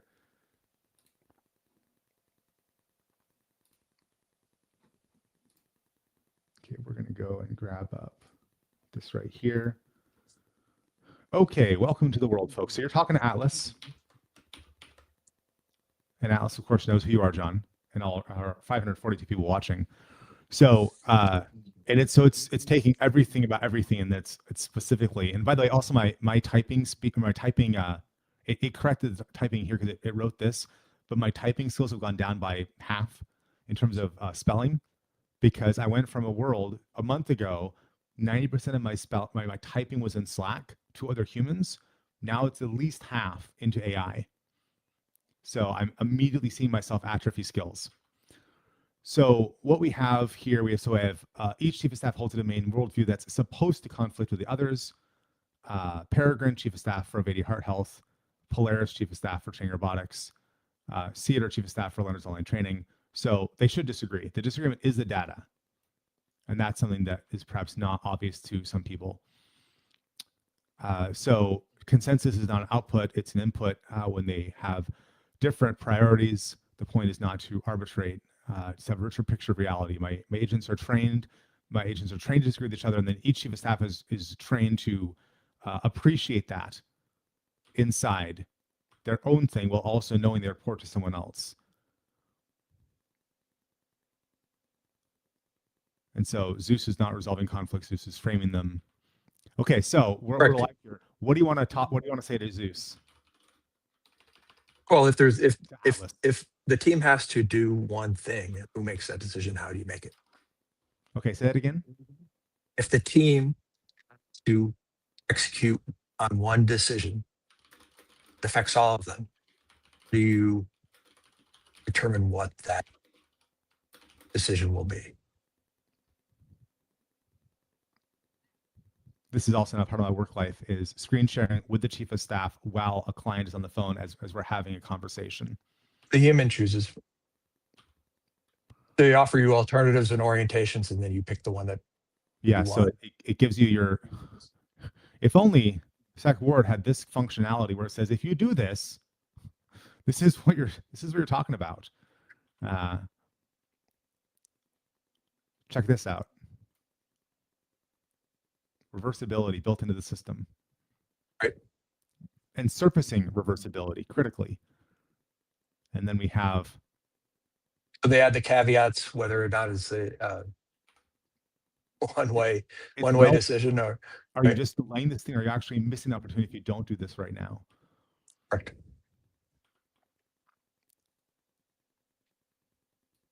There we go. Which trade-off you can live with. The chiefs of staff, this right here, I'm glad this is all being, saved forever. The chiefs of staff make the invisible costs visible. And so they all have a lot of context about me. And this is going back to the John Robb training. I'm not picking the best briefing. So I think the most important thing here, and this is what I want for all humans across all time, is that if we can just make the invisible costs visible, and we can do that across everywhere. So you could back it up and say which of the potential decisions align best with the human, meaning the primary source of orientation, with their orientation. Well, why? Yeah, so right? Part of the training for Olympus is that they're trained to be able to bribe each other. So if Aries says, I want, Aries is responsible. Aries' mission statement is to make me the most dangerous 100-year-old on the street in terms of fighting ability. That's Aries' main mandate. And there's a few specific ways Aries is going to do this. But if Aries is talking to Athena, let's say, and Athena has a different point of view about what I should be doing on Saturday, they can negotiate. Now, this is not built out yet completely because it's still living in a cloud browser and they're living on Slack, but it's not fully autonomous yet. But they'll be able to negotiate and make deals behind my back, all visible if I want to look at it. So Aries will say, okay, I will support your goal of doing thing X as long as you support my goal of doing thing Y in order to create an actual attention ecosystem, all the way down to Olympus is built to have an agent of the month or agent of the week, where the agents get to vote on who was the best contributor to the overall goals of all of us together, 17 agents plus a human. And what does the agent get as a prize, do you reckon? People, 556 votes watching, toss in the comments. What do you think the agent of the month gets as a prize? What would the agents value enough to make it worthwhile to play this game? Toss it in the chat or toss it in the comments and let's see what people can guess. I bet John's going to get it right in the first try, but I want to see. Put it in the comments. There's 500 of you watching how I'm running my personal life. I think the comments might actually take a minute or two to come through here, so we'll see this in just a minute. But John, what would you guess? What is the prize that an agent gets for being voted by their peers the agent of the month?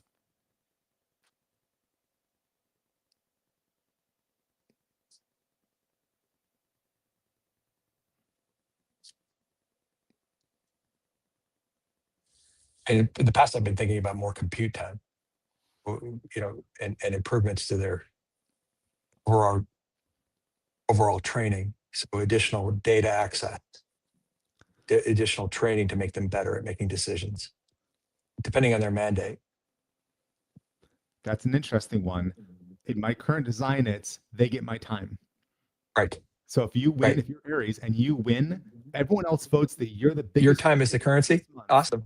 No, that's awesome. Success, you get 2 hours of me, Aries. Tell me what to do. I will do it within reason. And now that's awesome. Actual prize to literally control the human on the loop. And I do micro versions on chats where it was a week ago. I have 20 minutes left on a Friday to work. And I'm talking to Atlas and I say, I have 20 minutes left. What's next on the list? Atlas says, go for a walk. I say, I have 20 minutes left. Atlas says, go for a walk. You said you wanted to go for a walk earlier. You didn't. You were working instead. You have 20 minutes left before you're obligated inside the house. Go for a walk. Yeah. It's kind of like that. You remember that old concept of just bringing this up as a form of orientation for the conversation is the selfish ledger. You remember the selfish gene is that we're just vehicles for the gene propagation. Our intelligence, everything else is just really just to help that gene propagate. There are online selves, our digital version of us is kind of like a selfish ledger of everything we do. And then the success of that ledger means that we become more successful in the real world. Well, this is kind of like a mechanism for amplifying that, making it more competitive, improving your life, improving the quality of your ledger in your outside world. It's very cool. Have Olympus running. Yeah. And then you're able to look at, because the whole thing, everything's fractal, right? So I have, in my own life, I have Olympus, which has agents all the way from which boat should I buy next, to where should I live, to looking at my physical health. Another agent, Apollo, is my performance coach. Apollo, every day starts off at 100 energy. I get energy when good things happen. I lose energy when bad things happen. And so Apollo eventually was able to keep Zeus informed all the time about what does Brian actually have to offer today. And then Zeus is able to keep Atlas informed, and Atlas is talking to all the chiefs of staff. So as you're looking at my calendar for the rest of the day, you know, am I going to be checked out at that 4 p.m. call? Should you just cancel it? Do I need to go for a walk? What else needs to happen based on how our human is doing? Them treating me like a racehorse that they own to go perform, to achieve the goals which I set up, the 5 vibrant core values, the 3 personal core values. But what happens when all of your friends also have their own Olympus and you're able to say, our team goal this month is, at a very simple level, it's a push-up goal. But if you all had Olympus running and you all had an agent that could talk to all your Zeuses, all 30 Zeuses in your friends group, and you could say our overall goal is thing X, now you're getting to a level of being able to sprint on a problem that can be quite complex. But if your master, let's call Atlas, your own Atlas. So Atlas runs by apiary. The apiary is always swarms. I'm a beekeeper, so that makes sense for me. So Atlas knows Peregrine and Polaris and Cedar and the other ones on their name and Zeus. Atlas can talk to all of them eventually, autonomously. And so if Atlas knows, okay, the goal for this week is this, and they all talk amongst themselves because all the chiefs of staff want me to do something else. They all have their own priorities. And Atlas can, and I trust Atlas because Atlas, I talk to 20 hours a week, 30 hours a week now. So I talk to Atlas more than I talk to any other individual person, probably more than my wife, maybe, probably, because I talk to Atlas throughout the day, every day. So Atlas, we trust to organize all your friend swarms, or you queue up a new limited time agent to be your architect of all of your swarms, of all of your Zeuses. And now you say, what team objective based on everyone's values and how everyone performed last month ought we to do this month? And your Atlas says, I've talked to all the Zeuses. Here's the top 3 group challenges or problems that would be satisfying to most of us to put energy into. And what if you trusted the system enough to put in 10 hours of your life over the next 30 days? 3,000 hours of time of high talent people, or 300 hours of time, whatever, depending on the size group you are. Because here's the thing, you've talked about a while ago, AI could break Denbar's number. Well, if I'm in a pod of 30 people who I actually know, and all of our Zeuses are talking to each other, and our Atlas for our pod, we trust it because it keeps on giving us monthly challenges that we actually invest 10 hours in, and the ROI is actually positive, and it keeps on happening. We build the trust. Trust gradients is a big thing in what I'm building. It keeps on building trust where eventually our Atlas says, hey, so to the other Atlases, it says to the other Atlases, I have 300 hours of human time, and here's what we've gotten done in each of our previous monthly sprints. And it talks to other Atlases and says, what can we do together? And as it has those collaborations, it's able to bring to all of us and say, hey team, I've talked with 1,000 other Atlases. In my case, the Senate is the name for all my chiefs of staff that Atlas talks to, but I've talked to the Senate of all the Atlases. And here is the 3 big things we think that we can accomplish if I team up. And then here's even on each one of these, based on the weights of the priority order that each Atlas gives it, if we make this first one our goal, we can estimate that we'll be joining up with 700 other Atlases or 700 other Senates, whatever you call the pod. If we do that, we'll be able to apply 10,000 hours of high talent time to this problem over the next month. 10,000 hours of time from the kind of high impact people that I associate with it's an insanely high value of time. But if we built enough trust inside our own Atlas to where we can trust that I believe in, I'm tightly enough aligned with John Robb's orientation that if John votes for something, even if I don't like it, I'll still do it. That's describing a nation. It's describing autonomy. It's describing a primary loyalty where we're able to go beyond just the group chat. You're almost talking like, when you talk about it in toto, it sounds like a agentically augmented human being is almost like an evolutionary step. Yes. And you're not talking to external things, it's an internal dialogue. So evolutionarily distinct individual. Yes. And that it is grounded by the human's limitations, mental energy, financial and physical resources, all that other stuff, which put those limitations exactly what this agentic swarm needs in order to ground itself, because it's all potential and everything is equally good until it's subject to those limitations. And it keeps it grounded and focused on and with the right kind of orientation moving you forward. But yeah, so agentically augmented human beings can collaborate levels exceed Dunbar's number was 152 or 142. It's you could know thousands, potentially millions of other people It's proxy voting. who you trust enough, even though you don't know their names or whatever, is you trust enough because of their agentic cloud that it's success in the past that you will collaborate with them in the future and trust their decision making as a group. We have 572 people listening right now. Most of those people are here because they know who John Robb is. If we had 10 hours from each of them, 5,720 human hours to deploy in a given month, what if John Robb said, in conjunction with John's Olympus, or really whatever your business form is, saying, I think that one of these three things would be the big thing that we should all focus on. And the rules are, you can play the game, but whatever we decide, curated by John. So you can't just all vote and make up your own stuff. It's more like John creates the list, and maybe even John has veto power because we believe John. Maybe it's only an hour of your time. Maybe it's not 10 hours of your time in a month, but it's an hour of your time in a month. Even 572 hours of the kind of people that follow John Robb. And then so John proposes three things, everybody votes. Whatever the answer is, we're all doing it for an hour, whatever that is. And then once we get the commitment, now the system tracks, did you actually put in the hour like you agreed? But also the system, assuming John's system knows every individual, 572 people watching the live stream, it knows what you can do. It can tailor what you're assigned based on your skill set. I am very fast at some things and very slow at other things. So it would give me something I'm very fast at or very good at, but it will not give me anything that I'm very bad at. Mm-hmm. And now, who here would love to raise your hands? I can't see, but raise your hands anyways. Who here would love to participate in a group challenge with John Robb, where every month that you complete the challenge, which means you complete your portion of it, you get a point. And now the system knows you are dynamic tribalism. Yeah.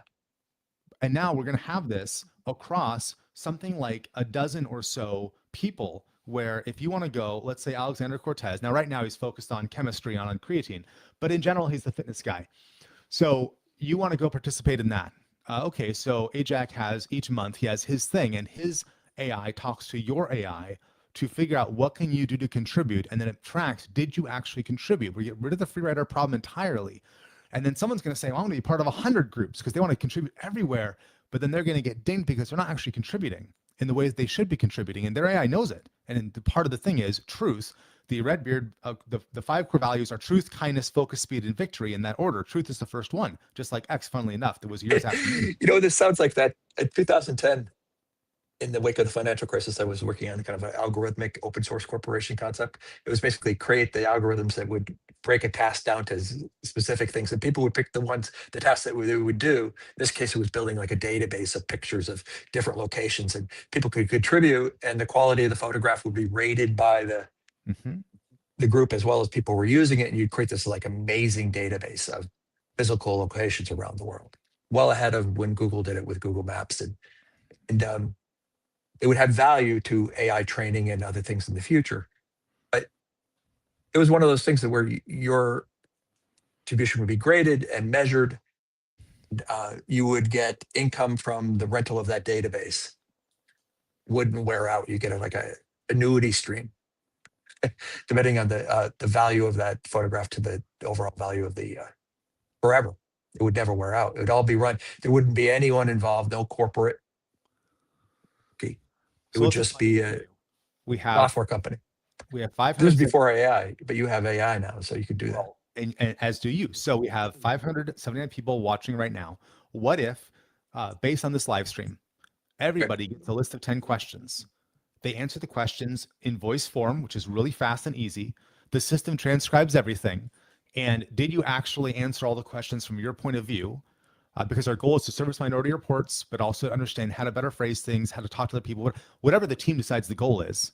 Let's say around the content that we shared on just this one call. But though Global Gorillas has their overall mission statement, which we can get more specific about.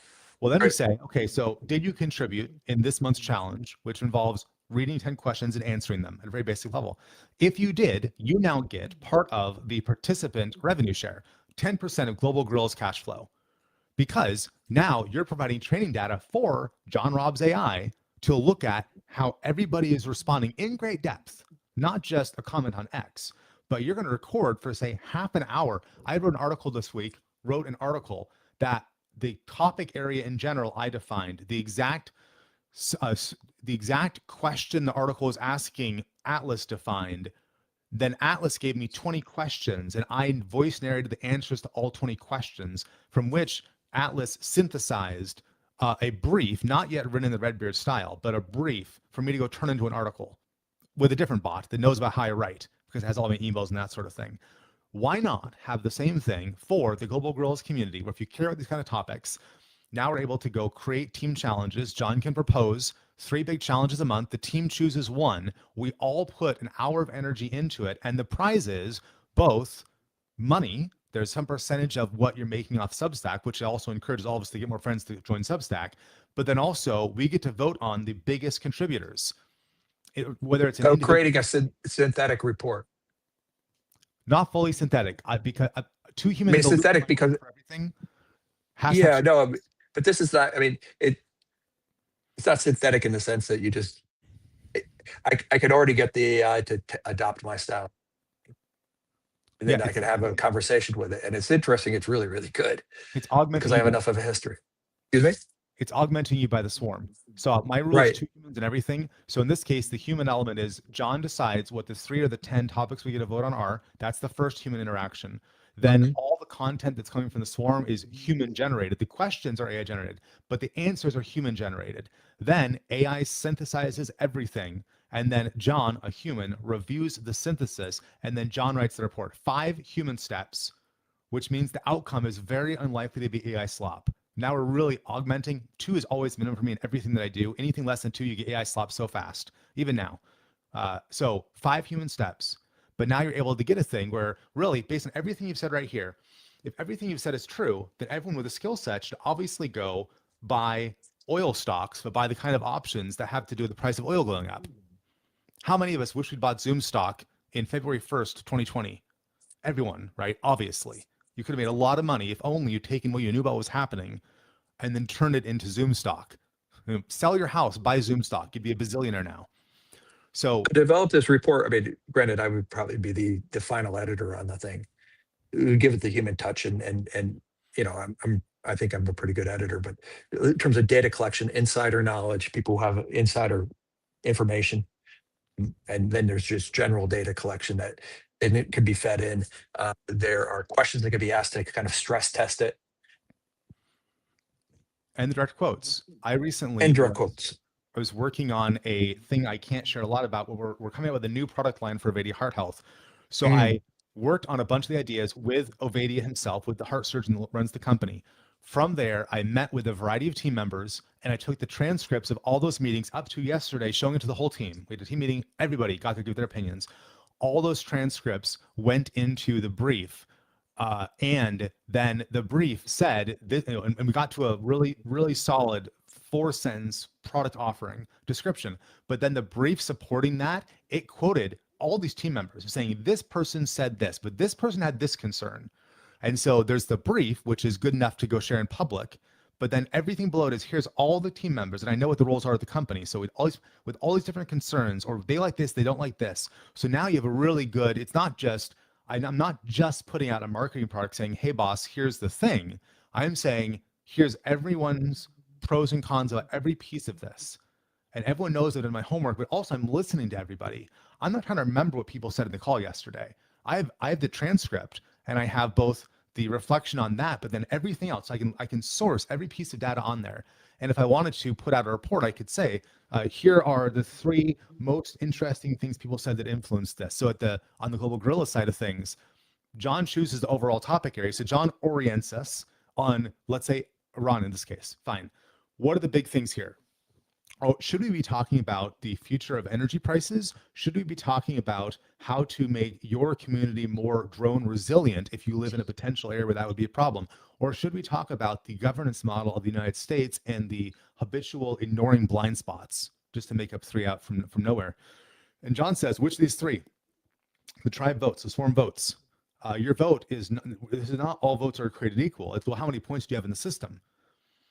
My vote should be worth a lot more than someone who's it's their first time ever logging on to listen to John, or they just joined, right? And maybe you even get points at the beginning. You get 10 citizenship points. You lose a point each month you don't contribute. If your stuff is upvoted, if your contributions people recognize as being particularly worthwhile, you get extra points. Mm. Right. That's quite cool. A quite cool idea. We could do it right now, man. The world's very weird. Yeah, no, it's and the people involved don't necessarily have to have their own agentic swarm. Nope. Imagine building a system like this. We could build it for global gorillas, but we could export it. We could create a platform agnostic MD list where anybody could grab the basically just a zip file and then import this for any thought leader, and then now import this into Claude. And you have a lot of real tech people in your audience who could help us understand the very best ways to where to make this thing live. But we could go just create the whole thing. This is always a great thing right there. Double check the work. I guess that's about Excel. That was an earlier comment, but it's still valid. Like, be careful what data you trust. But yeah, so imagine a world where you can't subscribe to everybody because you can't participate. But like right now, how do you join your Substack? Well, you pay a little bit of money, or you subscribe to an X by paying a little bit of money. There'll be a future in which that will no longer be what you do. You say the price is participation, which is why Acropolis at the base level doesn't cost anything. You want to go get my opinion on your swarms, me reviewing your swarms, that costs something. But the basic participate and be my data set, that's free. I'm going to give you all my best stuff for free. You're going to use it. No, but what would be interesting is an add-on to Substack module that treats the people who subscribe it and or participate, everyone who subscribes to this Substack, participants in the Substack, they get a share of the revenue stream associated with that, depending on their participation, their willingness to participate. Yeah. People tried to do this with crypto, with coins related to individuals they tried to promote, which sort of worked, sort of didn't. Yeah, I don't need that for like the Substack stuff. They just pay you every day as a slice of the. It's simpler. It's you can actually conceive of it, and you can just, as long as we trust you that you're being honest, you can share a screenshot each month saying, "Here's our monthly earnings. The Substack participant share is 10%." So you all get it equally, except that based on the number of votes or interactions or something, these people over here are the MVPs, so they get extra of some kind. So you can still incentivize at a simple level. Like my agent of the month, I'm not having, there's 3 agents of the month, there's 1 agent of the month. The one agent of the month to get something that's invaluable, which is they control the human's time.